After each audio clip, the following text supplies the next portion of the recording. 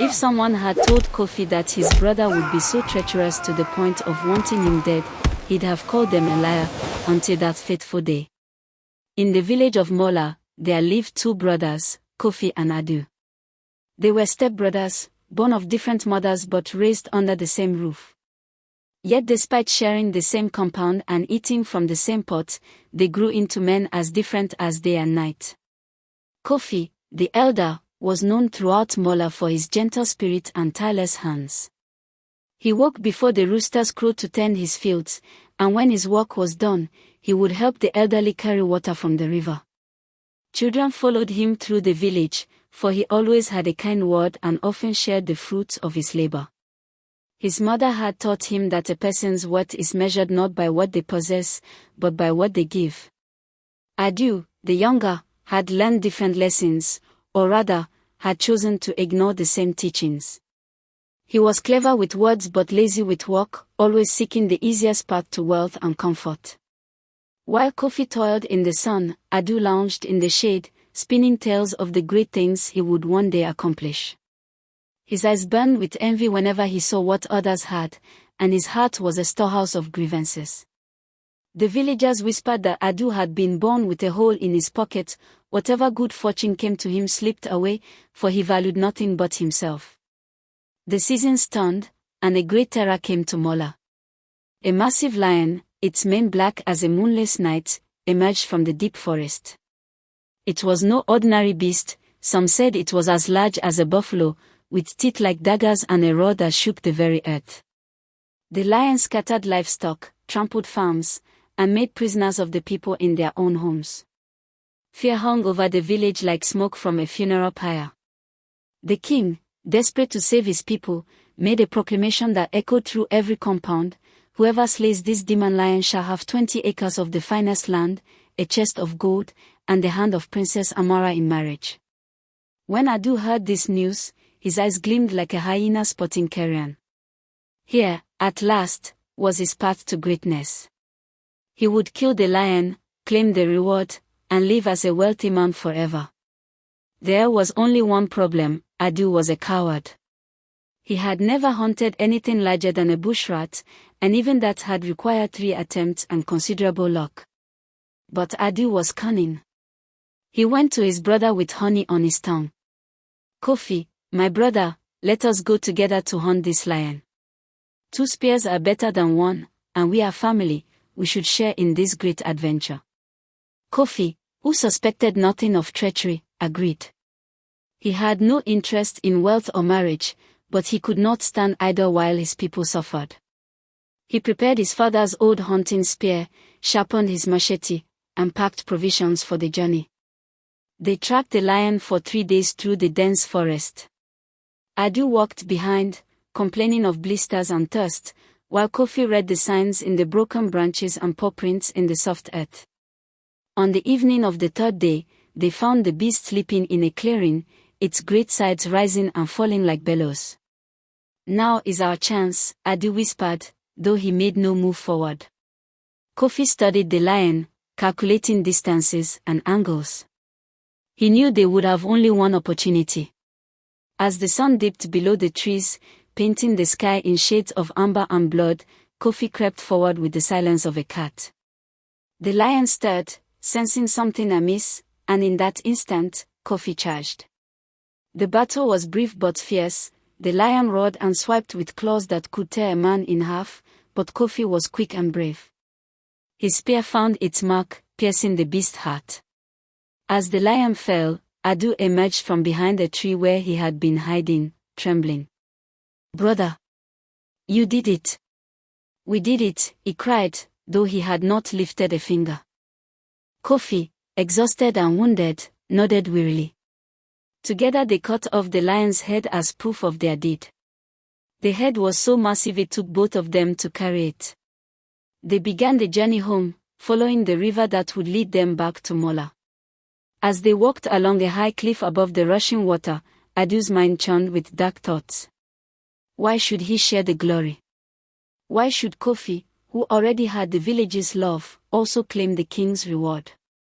The wicked plan took root in his heart, growing like poison vines. "Brother, Adu called out, "Come and see. There is something strange in the water below, I think it might be gold." Kofi, trusting as always, approached the cliff's edge and peered down at the swirling currents. In that moment, Adu raised his walking stick high and brought it down upon Kofi's head with all his strength. Kofi crumpled and tumbled over the edge, disappearing into the foaming river below with barely a splash. Adu watched for a moment, saw no sign of his brother, and picked up the lion's head.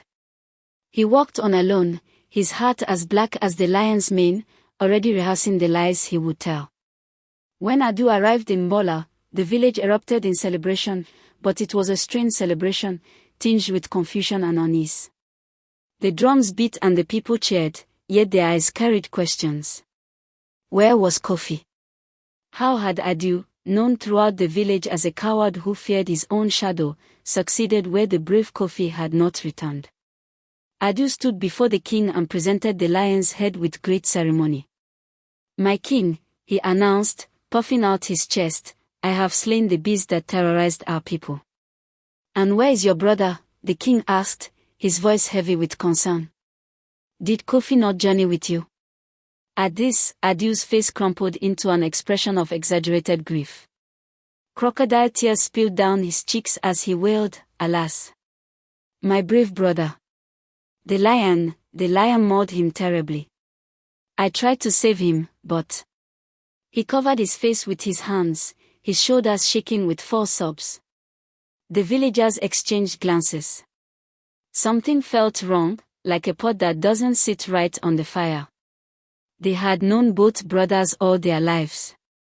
That Adu should return victorious while Kofi lay dead seemed as unlikely as rain falling upward. Princess Amara, standing beside her father, felt her heart sink like a stone into deep water. She had seen Kofi in the village many times, his kindness to children, his strong arms that walked without complaint, his smile that asked for nothing in return. And she had seen Adu too, his lazy ways, his silver tongue, his eyes that always calculated what others could give him. The thought of marrying such a man filled her with a cold dread, but a king's word was law, and the bargain had been struck. In the days that followed, as preparations for the royal wedding began, Adu could not resist embellishing his tale. He told the story over and over, and each time it grew more elaborate, more contradictory. To one group of elders, he described in vivid detail how the lion had torn Kofi apart before his eyes. "I watched helplessly," he sobbed, "as the beast dragged my poor brother into the forest." But to the hunters who gathered at the market, he told a different version entirely. "My brother fought bravely," he said with a mournful shake of his head, "but his wounds were too severe. He died in my arms 2 days after the battle, and I buried him beneath a great baobab tree, marking the grave with stones." The contradictions did not go unnoticed. Old grandmother ESI, who forgot nothing, remarked to her neighbors, "First he says the lion killed Kofi instantly, then he says Kofi died days later. Which is the truth?" But who would challenge the king's decree? Who would call the supposed hero a liar without proof? Still, the whispers grew. In the marketplace, at the well, in the quiet of the evening compounds, people murmured their doubts. The celebration felt hollow, like a drum with no skin. Even as Adu paraded through the village in his new fine clothes, accepting congratulations and admiration, the shadow of suspicion followed him like a faithful dog. Meanwhile, far downstream where the river bent and widened, the old fisherman Kwame had made a discovery that would change everything. He had been checking his nets in the early morning mist when he found a man tangled among the ropes and water plants, more dead than alive, but breathing still. With great effort, Kwame dragged the stranger to shore and carried him to his small hut. For days, Kofi drifted in a dark place between worlds. Fever gripped him, and his mind wandered through shadows and fragments of dreams that made no sense. When at last his eyes opened and the fever broke, he found himself staring at an unfamiliar ceiling, unable to remember his own name. "Easy, my son," the old fisherman said gently, offering water. "You nearly joined the ancestors. Do you remember what happened to you?" Kofi searched his mind but found only emptiness where memories should be. I don't know. I don't remember anything. Not even your name. Kofi shook his head, and a deep sadness washed over him, though he could not say why. Kwame, who had lived long enough to know that some things heal in their own time, did not press him. Then we will call you Tumalo, Faith, until your memory returns. You will stay with me, and we will see what the ancestors have planned. And so Kofi lived with the fisherman, his past a closed door he could not open. Yet even without memory, something essential remained: his kindness, his willingness to help, his gentle way with living things.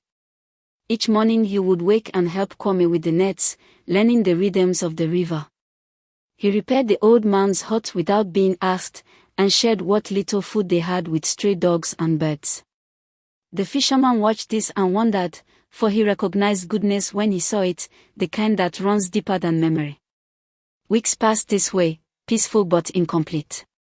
Then one morning, Kwame announced, Tumalo, I need to check my nets upriver today, near the high cliffs. It's a long walk, will you come? Something stirred in Kofi's chest at these words, though he couldn't say what.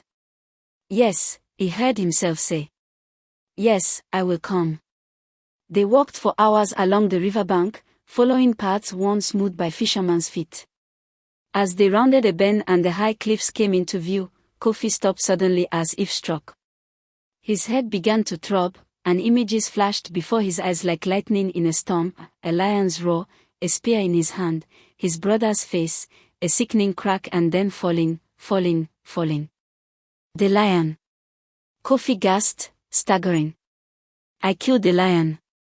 And adieu, my brother, adieu. The memories crashed over him like a wave, each one sharp and terrible and clear. The fisherman caught him as his knees buckled, lowering him gently to sit on a smooth rock. Tell me, Kwame said softly. Tell me everything. And Kofi did. The words poured out of him: the king's proclamation, Adieu's false friendship, the 3-day hunt through the forest, the battle with the great beast, and finally the betrayal at the cliff's edge. His voice shook with emotion as he described that last moment, his brother's face twisted with greed as the stick came down. He left me for dead, Kofi said quietly. My own brother. And now he has surely claimed the reward as his own. He will have told lies about what happened, won't he? The fisherman's face grew grave. I have heard tales from traders passing through, stories of a young man who killed the lion and is to marry the princess. The wedding is set for the next full moon. He paused, studying Kofi's face. That is only 3 days from now. Kofi looked at his hands, scarred from the lion's claws, and then at the cliff where his brother had tried to murder him. A great weariness settled over him. Part of him wanted to simply walk away, to disappear into the forest and leave Mbala behind forever. What did rewards matter? What did justice matter? But then he thought of Princess Mbala, kind and intelligent, being forced to marry a man who was not only a liar but a murderer. He thought of his village, celebrating a false hero. And he thought of truth itself, which his mother had taught him to value above all things. I must return, Kofi said, rising to his feet. Not for myself, but because the truth must be spoken. Will you come with me as my witness? The old fisherman smiled and gripped Kofi's shoulder. I pulled you from the river for a reason, my son. The ancestors are not yet done with your story. Yes, I will come. And so they set out for Mbala, walking toward the confrontation that would reveal all truths. The wedding day arrived with great fanfare. The village square had been transformed with colorful fabrics, fresh flowers, and garlands of beads. Drummers sat ready with their instruments, and the smell of roasting meat filled the air. Adieu stood at the center of it all in his borrowed finery, looking every bit the conquering hero, though his eyes darted nervously about as if expecting something to go wrong. Princess Mbala appeared in a gown of stunning beauty, but her face was a mask of resignation. She had prayed to the ancestors for deliverance from this marriage, but none had come. As the drums began to beat and the ceremony prepared to start, a commotion erupted at the village gate. The crowd parted, whispers spreading like wildfire, and through the gap walked two figures, an old fisherman and a younger man, thin and weathered but unmistakable. "Kofi," someone shouted.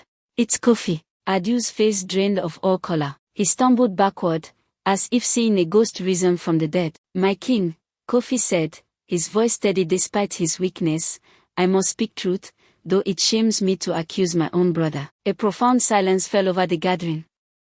Even the drums ceased their beating. The king leaned forward on his throne, his eyes sharp. "Speak then, Kofi. We all believed you dead, yet here you stand. What truth must be told?" Kofi told his tale, the real story of the hunt, how he had tracked and killed the lion while Adew hid in fear, the treachery at the cliff, his fall into the river, his rescue by the fisherman. His voice never wavered, and his eyes never left his brother's face. Adew tried to speak, to protest, but his tongue seemed to have forgotten how to form coherent lies. "I.e., the lion," he stammered, sweat pouring down his face despite the cool morning air. "Let me see your hands, both of you," commanded the king. Kofi held out his hands, scarred with the unmistakable marks of a lion's claws, some wounds still healing. Adew's hands, by contrast, were soft and unmarked, the hands of a man who had never fought anything more dangerous than a mosquito. The king called forth the village's most experienced hunters. They examined Kofi's wounds, the pattern of scars, the way some cuts ran deep while others were shallow. "These are the marks of battle with a great cat," the eldest hunter confirmed. "And these injuries here," he pointed to Kofi's head, "are consistent with being struck from behind and falling from a great height." One by one, villagers stepped forward with their observations, how Adew's story had changed with each telling, how suspicious they had found his lone return, how unnatural it seemed that the coward should succeed where the brave man failed. Finally, the king rose from his throne, his face dark with anger. "Adew," he pronounced, his voice like thunder, "you have not only lied to your king but attempted to murder your own brother. For this, you shall have nothing. You are banished from Mbala and all the king's lands. If you are seen here after sunset,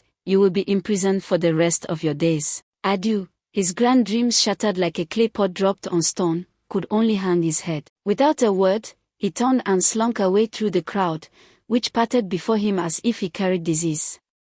He disappeared down the road that led to the forest, becoming smaller and smaller until he was just a speck, and then nothing at all.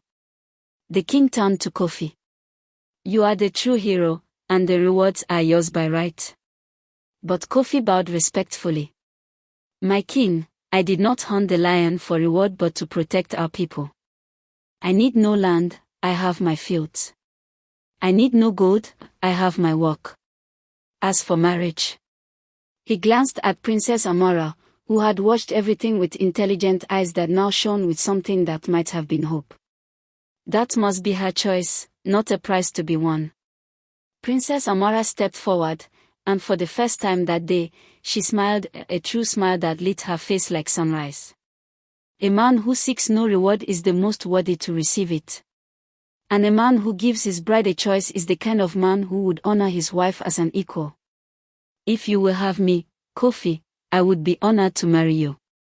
Kofi looked at her, truly looked, and saw not a princess or a prize, but a woman of wisdom and strength. He smiled back. "The honor would be mine." And so, on that very day, Kofi and Amora were wed. Though Kofi accepted only a modest portion of land, he prospered through his diligence and kindness. The couple became known throughout the land for their wisdom and generosity. The fisherman Kwame was given a place of honor in their home for as long as he lived, and he would often tell the story of the day he pulled a king's son-in-law from his nets. As for Adew, some say he wandered from village to village, always seeking easy fortune and always finding disappointment. They say that on quiet nights, he would sit alone and remember the brother he had betrayed, and wonder what his life might have been if he had chosen a different path. But he never returned to Mbala, and eventually, even his name was forgotten by those who had once known him. The elders say, a seed planted in hard work grows into a mighty tree, but greed is a plant that strangles itself. Two brothers may share the same soil, but only the one who tends it with honest hands will harvest its fruit. And remember, lies may travel fast, but truth always catches up in the end. My mama said I can't hit 1,000 subs. Help me prove her wrong by subscribing to my channel.